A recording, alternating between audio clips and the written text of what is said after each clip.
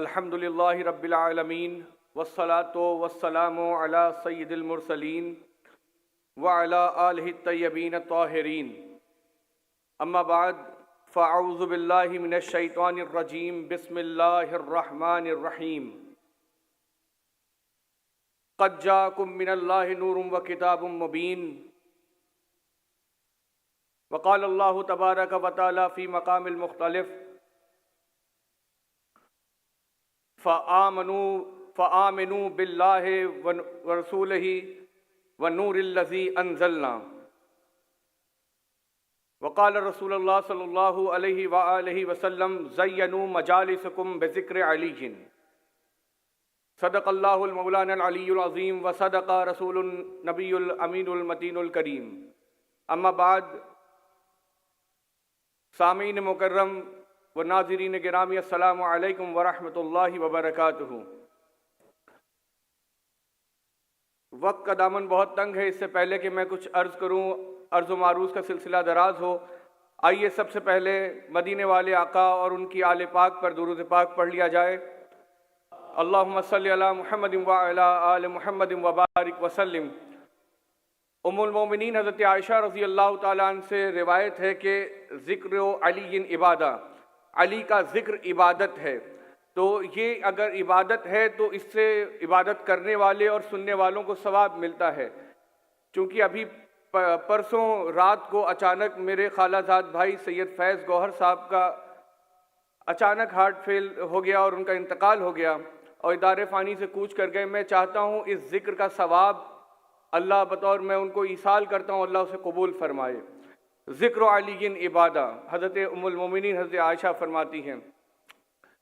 عرض کرتا چلوں کہ جس آیت کریمہ کی تلاوت کا شرف مجھے حاصل ہوا، اب یہ میرے لیے بڑا دشوار گزار مرحلہ ہے کہ میں مختصر وقت میں ایک جامع بات کہہ سکوں، کیونکہ گاگر میں ساگر بھرنا یہ اولیاء کی صفت ہے، ہمارے جیسے ناکارہ بیکار لوگوں کا کام نہیں۔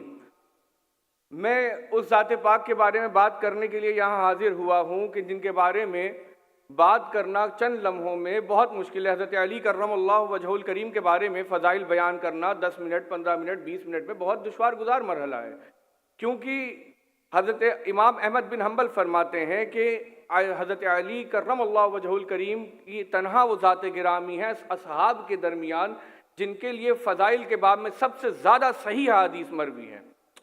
تو حضرت علی کا ذکر جو ہے کر لینا مختصر وقت میں یہ بہت مشکل ہے، سفر طویل ہے، راہ نجات چھوٹی ہے، علی کا ذکر بڑا ہے، کائنات چھوٹی ہے۔ تو عرض خدمت ہے کہ مختصر وقت میں اتنا ہی عرض کروں گا کہ مولائے کائنات کی ذات پاک پر کچھ روشنی ڈالنے سے پہلے میں چاہتا ہوں کہ آیت کریمہ پہ بات کر لی جائے کہ اللہ فرماتا ہے قد جاءکم من اللہ۔ میں نے 2 آیت کریمہ پڑھی ہے، میں جلدی بات کروں گا، آپ جلدی سنیے گا اور سمجھیے گا، کیونکہ اولیاء کی کرامت یہ ہے کہ وہ تعیل عرض کرتے ہیں۔ کم سے ہم اسکالر ہیں، اولیاء نہیں ہیں تو تعیل معنی کر سکتے ہیں۔ تو میں جلدی بات کرتا ہوں، میں عرض کرتا ہوں کہ اللہ کہتا ہے، میں نے 2 آیت کریمہ پڑھی کہ قد جاءکم من اللہ نور و کتاب مبین۔ تحقیق یقیناً بلا شک و شبہ اس بات میں کوئی رد نہیں ہے، یقینی بات ہے کہ اللہ کی طرف سے آیا ایک نور اور کتاب۔ میں رک کر یہ پوچھتا ہوں کہ اللہ کا کلام عبث نہیں ہوتا، حکمت سے بھرا ہوتا ہے۔ اللہ نے پہلے نور کہا، بعد میں کتاب کہا۔ اللہ نے پہلے کتاب نہیں کہا، اللہ نے پہلے نور کہا۔ اور میں ایک ادنا طالب علم ہونے کی حیثیت سے میں یہ سوچتا ہوں جو بھی مطلب ہو اللہ کا وہ اللہ ہی جانے، کلام اللہ کا معنی اللہ ہی جانے۔ میں طالب علم ہونے کی حیثیت سے جو میں سمجھاؤں وہ اتنی سی بات ہے کہ نور اگر نہ ہو، اگر نور پہلے نہ ہو اور ہاتھ میں کتاب ہو تو آپ پڑھ نہیں سکتے۔ تو نور کا حصول، نور کی معرفت ضروری ہے۔ اللہ نے کہا نور پہلے آیا، پہلے نور تک پہنچو تب کتاب سمجھ پاؤ گے۔ تو یہاں نور سے مراد مفسرین کرام فرماتے ہیں، لکھتے ہیں کہ نور سے مراد رسول اللہ صلی اللہ علیہ وآلہ وسلم کی ذات پاک ہے۔ بلا اختلاف تمام مفسرین نے لکھا ہے کہ قد جاءکم من اللہ نور و کتاب مبین میں نور سے مراد رسول اللہ ہے، کتاب سے مراد قرآن ہے۔ پہلے رسول اللہ کی بارگاہ میں آنا پڑے گا تب کلام خدا سمجھ میں آئے گا۔ بغیر رسول اللہ کے اگر آپ چاہتے ہیں کہ قرآن سمجھ میں آ جائے تو یہ بات عبث ہے، بیکار ہے، فضول ہے۔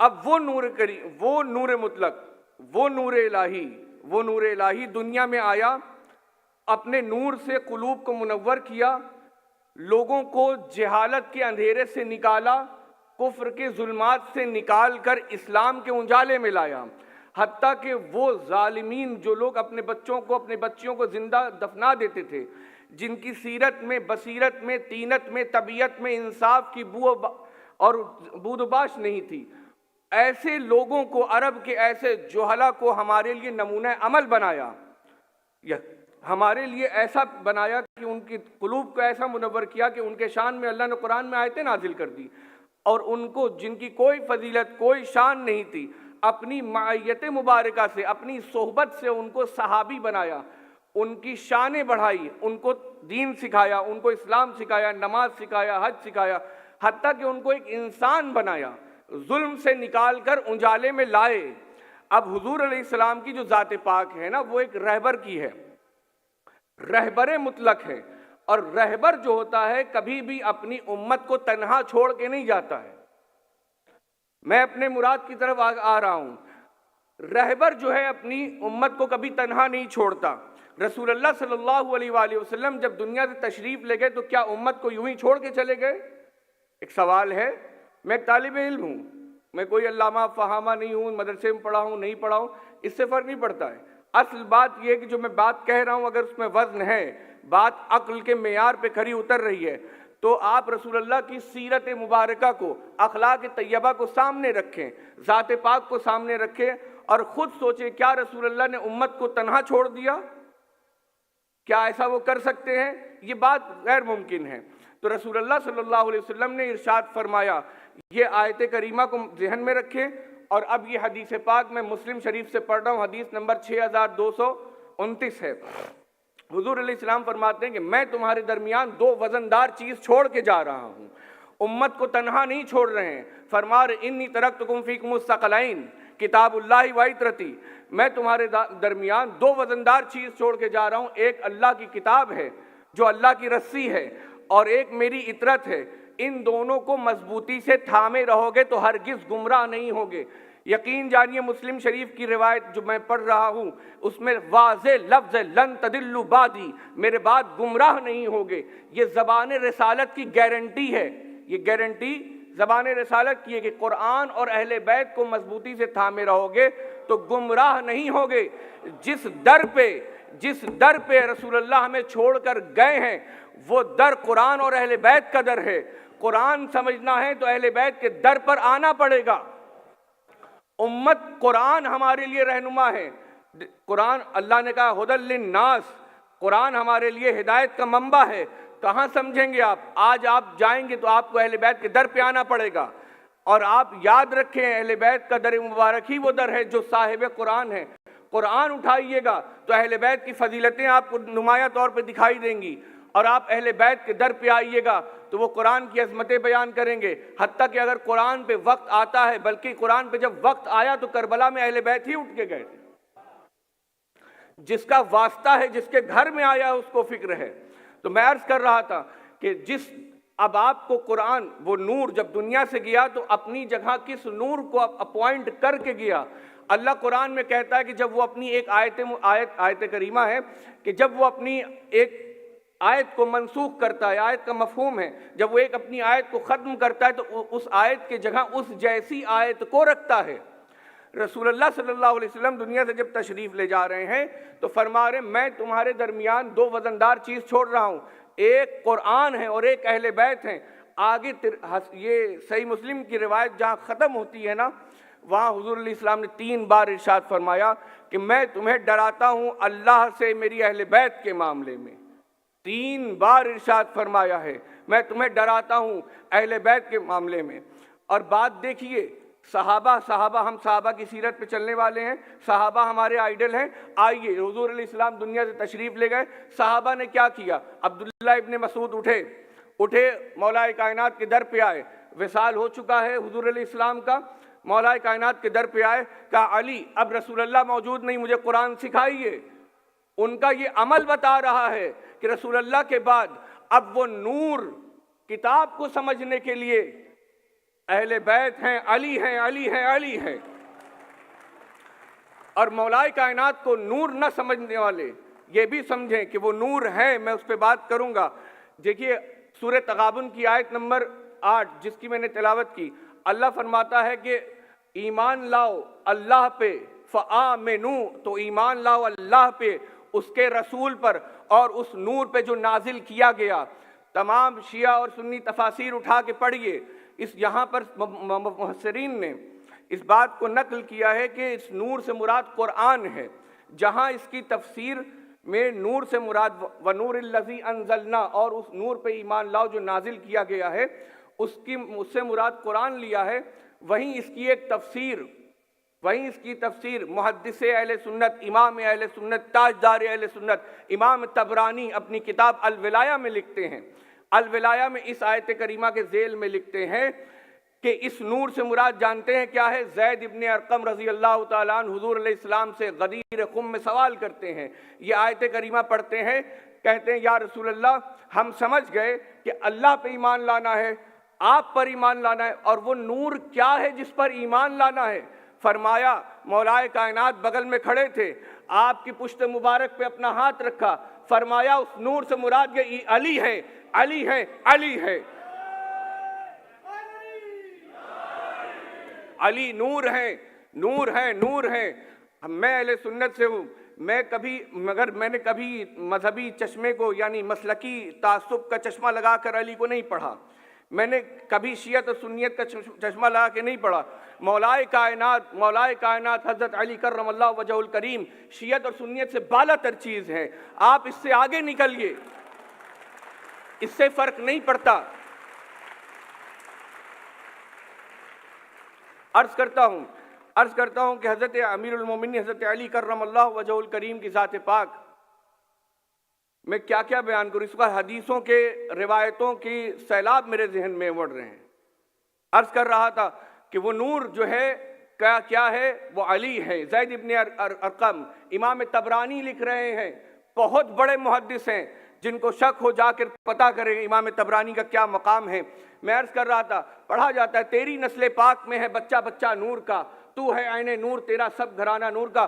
میں عرض کرتا ہوں امام احمد بن حنبل، نور کی بات ہو رہی ہے، آئیے امام احمد بن حنبل کی بارگاہ میں آتے ہیں۔ متفق علیہ، وہابی، دیوبندی، اہل سنت جن کو بریلوی کہا جاتا ہے، اہل حدیث، ان تمام کے متفق امام ہیں، محدث ہیں، متفق شخصیت ہے، کوئی اختلاف نہیں ہے۔ امام احمد بن حنبل اپنی کتاب فضائل الصحابہ میں روایت نقل کرتے ہیں حضرت سلمان فارسی سے۔ سلمان فارسی نے فرمایا کہ رسول اللہ ارشاد فرماتے ہیں کہ میں اور علی آدم کی خلقت سے 14,000 سال پہلے اللہ کے حضور ایک نور تھے۔ یہ سنیت ہے، یہ سنیت ہے۔ جو چیز ہماری کتابوں سے ثابت ہوتی ہے وہ سنیت اگر نہیں تو پھر کیا سنیت ہے؟ مگر میرا عنوان سنیت اور شیعت نہیں ہے، میرا عنوان ذہن پہ لگے ہوئے تالوں پہ دستک دینے کا ہے، ذہن پہ لگے ہوئے زنگ کو کھریدنے کا ہے۔ میں چاہتا ہوں آئیے ایک اکیڈمک گفتگو کرتے ہیں۔ جن کے پاس دلائل نہیں ہوتے، جن کو اکیڈمک باتیں کرنا نہیں آتا، وہ چلاتے ہی ہیں، جن کے پاس کچھ نہیں ہوتا وہ چلاتے ہیں۔ میں عرض کر رہا تھا امام احمد بن حنبل نے فرمایا، اور اس کے 15 طرق ہیں، 15 طرق۔ جو لوگ میرے پاس وقت نہیں ہے، جو لوگ علم حدیث پڑھتے پڑھاتے وہ جانتے ہیں، میرے پاس اس حدیث نور کے 15 طرق ہیں۔ انا وعلی من نور واحد، میں اور علی اللہ کے حضور ایک نور تھے۔ میں ذہنوں کو دعوت دیتا ہوں، رکیے، ایک نور تھے، ایک نور تھے۔ میں عرض کر رہا تھا کہ ایک نور ہے، ابھی وہ ایک نور ہے، ابھی مختص نہیں ہوا کہ اس نور کو محمد کہیں کہ علی کہیں۔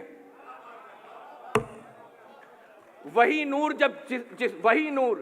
جب جسم کے لبادے میں آتا ہے اور چادر محمدی اوڑھتا ہے تو دنیا کہتی ہے کہ محمد سو رہا ہے۔ میں آگے بڑھتا ہوں، پرچی آ چکی ہے، وقت کم ہے، مجھے بہت کچھ باتیں کرنی ہیں۔ اعلیٰ حضرت فاضل بریلوی احمد رضا خان فاضل بریلوی کہتے ہیں، نور سیدہ پاک کی شان میں کہتے ہیں، نور بنت نور، زوج نور، ام نور، نور ہے، نور کی بیٹی ہے، نور کی بیوی ہے، نور کی 2 نوروں کی ماں ہیں۔ میں کہتا ہوں کہ اس حدیث نور کا انکار کرتے ہیں جو لوگ، وہ اہل سنت ہمارے برادران وہ اعلیٰ حضرت سے سوال کریں، زوج نور یعنی نور کی بیوی کس طرح مولا علی کو نور لکھ دیا؟ اگر ان کے نگاہ میں یہ حدیث نہیں تھی، یہ آیت نہیں تھی، تو ان کو موقع کہاں سے ملا ان کو نور لکھنے کا؟ میں عرض کر رہا ہوں، اور یہ جو باتیں ہم اکثر کرتے ہیں نا کہ مولا علی کعبے میں پیدا ہوئے نہیں ہوئے، یہ اس سے کوئی فائدہ نہیں ہے۔ میں عرض کر دوں، حضرت مولا کائنات کعبے میں پیدا ہوں نہ ہوں، ان کی شان میں ذرہ برابر فرق نہیں پڑتا۔ یہ تو کعبے کی عزت بڑھی ہے کہ آپ کعبے میں تشریف لائے ہیں۔ اب میں نہیں کہتا، نہیں، رکیے، وقت کم ہے، رکیے۔ میں نہیں کہتا، حضرت عباس علمبردار کہتے ہیں الحمدللہ الذی شرف ھذا بیتہ بقدوم ابیہ من کان امس بیتن اصبح قبلتن۔ حضرت عباس کعبے کی چھت پہ کھڑے ہو کے کہتے ہیں، اب امام حسین جا رہے ہیں مکہ چھوڑ کے، کہتے ہیں کہ اللہ کی تعریف اس رب کی ہے جس نے ان کے جانے والے کے والد کے قدم سے اس گھر کو عزت بخشی، جو ایک گھر تھا ان کے قدم پڑنے سے کعبہ بنا۔ صدیوں کے انتظار کا کیسا صلہ دیا، دونوں جہاں کا سر میری جانب جھکا دیا، تیرا رجب کو بولا علی سے خدا کا گھر، قبلہ مجھے تو آپ نے کعبہ بنا دیا۔ عرض کر رہا تھا علی کیا میں فضیلت ابھی بیان کرنا، فضائل شروع ہی نہیں ہوا، مجھے پرچی آ کے مل چکی ہے۔ میں عرض کر رہا ہوں حضرت امیر المومنین کی شان میں کیا بیان کروں۔ یا علی انت قسیم النار والجنہ، فتاوی رضویہ جلد نمبر 30 اٹھائیے، روایت اعلیٰ حضرت فاضل بریلوی لکھ رہے ہیں کہ علی کس طرح جنت و جہنم بانٹیں گے۔ 3 روایت لکھتے ہیں، ایک روایت میں لکھتے ہیں کہ اللہ انہیں کرسی پر کھڑا کرے گا اور وہ جنت جہنم بانٹیں گے اور کہیں گے یہ تیرا ہے، یہ میرا ہے، یہ تیرا ہے، یہ میرا ہے۔ دوسری روایت میں کہتے ہیں اللہ انہیں عرش کے داہنے جانب کھڑا کرے گا اور وہ جنت اور جہنم بانٹیں گے۔ کلیجہ سنبھالیے، آگے لکھتے ہیں اعلیٰ حضرت فاضل بریلوی جلد نمبر 30 فتاوی رضویہ میں، اللہ ان کو عرش پر کھڑا کرے گا اور وہ جنت جہنم بانٹیں گے۔ میں عرض کر دوں، حضرت امیر المومنین کے بارے میں کہتے ہیں کہ یہ کون پہلے ایمان لایا، کس نے پہلے کلمہ پڑھا، بچوں میں یہ، بوڑھوں میں یہ، ضعیف میں یہ، جوان میں یہ، اور عورتوں میں یہ، غلام میں یہ، آزاد۔ میں کہتا ہوں یہ کلاسیفیکیشن غلط ہے، قرآن کے خلاف ہے۔ قرآن میں اللہ سورہ نجم آیت نمبر 45 میں فرماتا ہے، بہت معروف روایت ہے، بہت معروف آیت کریمہ ہے، اللہ کہہ رہا ہے وَأَنَّهُ خَلَقَ الزَّوْجَيْنِ الذَّكَرَ وَالْأُنثَى، اللہ ہی ہے اور اسی نے، اللہ نے نر اور مادہ کے جوڑے میں پیدا کیا۔ اب کلاسیفیکیشن کرنا ہوگا تو نر اور مادہ میں ہوگا، لہٰذا یہ کہنا بند کیا جائے کہ بچوں میں کون ایمان لایا، بوڑھوں میں کون ایمان لایا، آزاد میں کون ایمان لایا، عورت میں کون لایا، مرد میں کون لایا۔ کلاسیفیکیشن صرف 2 چیز میں ہونی چاہیے، ذکر والانثى، مرد میں کون لایا، عورت میں کون لایا۔ متفق علیہ بات کہتا ہوں، عورت میں سیدہ خدیجہ اور مرد جسے کہتے ہیں، میں کل مرد کے ہاتھ میں علم دوں گا، میں اس مرد کے ہاتھ میں علم دوں گا۔ وہ مرد، وہ انسان کامل مولا کائنات ہیں۔ 2 کیٹیگری بنائیے، بند کریے یہ کلاسیفیکیشن کرنا، قرآن کے خلاف ہے۔ درود پاک پڑھ لیں۔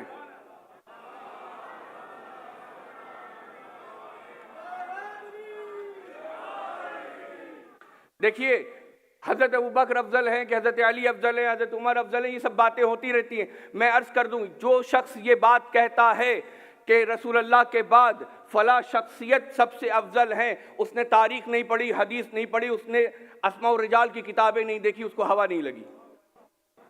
میں عرض کرتا ہوں، اس بات پہ لوگ کہتے ہیں چاہے اس شخص کا نام جمعے کی خطبے میں لیا جاتا ہو چاہے نہ لیا جاتا ہو، میں عرض کر دوں پوری دیانتداری ذمہ داری کے ساتھ، کیونکہ میرا تعلق ایک مسلک سے ہے، میرے لیے مسلک لیکن بعد میں ہے، دین پہلے ہے، حق پہلے ہے۔ میں عرض کر دوں کہ جو شخص یہ بات کہتا ہے کہ فلاں شخص رسول اللہ کے بعد افضل ہیں، وہ شخص اس نے دین نہیں پڑھا، حدیث نہیں پڑھی۔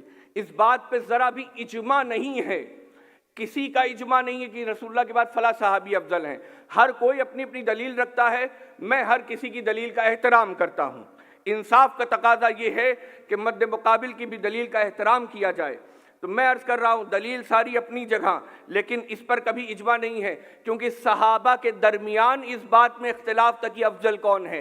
ایک جماعت یہ کہتی تھی جس کا جنازہ رسول اللہ نے پڑھایا وہ افضل، ایک جماعت حضرت ابوبکر کو افضل مانتی تھی، ایک جماعت حضرت بلال کو افضل مانتی تھی۔ امام مالک، حنفیوں کے 4 مسلوں کے ایک امام مالک، سیدہ زہرا حضرت سیدہ زہرا، سیدہ فاطمہ اور ابراہیم ابن رسول اللہ کو افضل مانتے تھے، کچھ لوگ جناب بلال کو، کچھ لوگ حضرت عثمان کو، اور ایک بڑی کثیر جماعت حضرت علی کو افضل مانتی تھی کہ حضرت عبداللہ ابن مسعود کہتے ہیں کہ ہم اہل مدینہ حضرت علی کو افضل مانتے تھے۔ اور میں یہاں پہ دیانتداری سے ایک روایت پڑھ دوں اور بات مجھے لگتا ہے کہ ختم کر دینی چاہیے، حالانکہ کہنے کو بہت کچھ ہے۔ بخاری شریف کی ایک روایت ہے، بہت غور سے سنیے گا، اب وقت نہیں ہے ورنہ بخاری شریف، امام بخاری کس طرح سے حدیث لکھتے تھے میں اس پہ تبصرہ کرتا۔ امام بخاری نے ایک روایت لکھی ہے فضائل صحابہ کے باب میں کہ عبداللہ ابن عمر رضی اللہ عنہ سے سوال ہوا کہ آپ لوگ کسے افضل مانتے تھے صحابہ میں، خلفاء میں؟ عبداللہ ابن عمر نے کہا کہ ہم لوگ اہل مدینہ رسول اللہ کے زمانے میں حضرت ابوبکر کو، پھر حضرت عمر کو، پھر حضرت عثمان کو افضل مانتے تھے۔ بخاری کی یہ روایت یہاں ختم ہو جاتی ہے، لیکن حدیث کی دنیا کی سیر کریے، کتاب اٹھائیے، ینابع المودہ 4 جلدوں میں عربی میں ہے، 6 جلدوں میں عربی فارسی ترجمے اور تخریج کے ساتھ موجود ہے۔ ینابع المودہ میں یہی روایت اسی سند کے ساتھ جاری ہے، آگے چل رہی ہے۔ بخاری یہاں ختم ہو جاتی ہے، لیکن یہ روایت مکمل نہیں، مکمل روایت یہ ہے کہ وہ راوی پوچھتا ہے کہ آئینہ علی، علی کہاں ہیں؟ کہ آپ کہتے ہیں کہ حضرت ابوبکر افضل، حضرت عمر افضل، پھر حضرت عثمان افضل ہیں، تو پھر حضرت علی کہاں ہیں؟ تو وہ کہتے علی، ارے تم نے صحابہ کے بارے میں پوچھا تھا، تم نے خلفاء کے بارے میں پوچھا تھا، علی اہل بیت میں سے ہے، ان پر کسی کو قیاس نہیں کیا جا سکتا۔ یہ خیال، یہ عقیدہ، یہ مزاج ہمیں صحابہ دے کے گئے ہیں۔ یاد رکھیے، بغیر حب علی یا نبی کہنا ایسا ہی ہے جیسے کوئی بغیر وضو کے نماز پڑھتا ہو، جیسے کوئی بغیر وضو کے نماز پڑھتا ہو۔ جانتے ہیں یہ حضرت علی ہیں، کسی چیز نے حضرت علی کو فضیلت نہیں بخشی، یاد رکھیے گا، حضرت علی کو کسی چیز نے کوئی فضیلتوں نے حضرت علی کو نہیں گھیر رکھا ہے، یہ علی ہے جنہوں نے فضیلتوں کو گھیر رکھا ہے۔ یہ عقیدہ میں اپنے طرف سے بیان نہیں کرتا۔ امام احمد بن حنبل کہتے ہیں کہ یہ لوگ خلیفہ بنے، ان کی شان بڑھی۔ امام احمد بن حنبل کہتے ہیں علی، خلافت نے علی کو زینت نہیں بخشی، یہ علی ہے جنہوں نے اپنے قدوم مبارک سے خلافت میں 4 چاند لگایا ہے۔ یہ علی ہے، صراط مستقیم علی ہے، صراط مستقیم۔ میں پوری دیانتداری سے کہتا ہوں، ابن مردوہ ان کا نام جلالین اٹھائیے، تفسیر در منصور اٹھائیے، امام جلال الدین سیوطی نے ہر جگہ لکھا ہے، ان کے حوالے سے تفسیریں موجود ہیں۔ ابن مردوہ اپنی کتاب میں لکھتے ہیں، اور ایسے ویسے نہیں، اور یہ ایسے محدث ہیں اہل سنت کے کہ کسی بھی اسماء الرجال کے شخص نے ان کی تردید نہیں کی، ہر کسی نے کہا کہ وہ ثقہ ہیں اور وہ بڑے محدث تھے، ان کی تعریفیں لکھی ہیں۔ یہ لکھتے ہیں کہ تحقیق جان لو، اس بات پر تحقیق ہو چکی ہے کہ قرآن میں جو صراط مستقیم ہے اس سے مراد صراط محمد و آل محمد ہے۔ کہنے کو بہت کچھ ہے، میرے لیے بہت مشکل دشوار گزار مرحلہ ہے، بس اتنا کہہ کے رخصت ہو رہا ہوں کہ عشق ابو تراب سے عشق نہیں، میں ایک بات اور کہہ دینا چاہتا ہوں۔ آئیے ایسا کرتے ہیں کہ ایکیڈمک ریسرچ کرتے ہیں، ایک بار ریسرچ کیا جائے امیر المومنین پہ، کیونکہ وہ مرکز اتحاد ہیں اور وہی مرکز اتحاد ہیں، مرکز اختلاف نہیں ہیں۔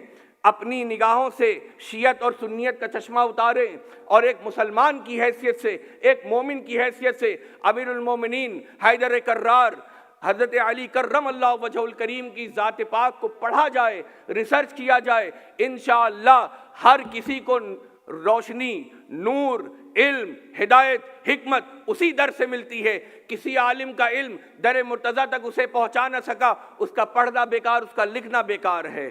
بس یہ شعر کہہ کے گزر جاؤں گا کہ عشق ابو تراب سے دل داغدار ہو، عشق ابو تراب سے دل داغدار ہو، روشن اسی چراغ سے میرا مزار ہو۔ والسلام علیکم ورحمۃ اللہ وبرکاتہ۔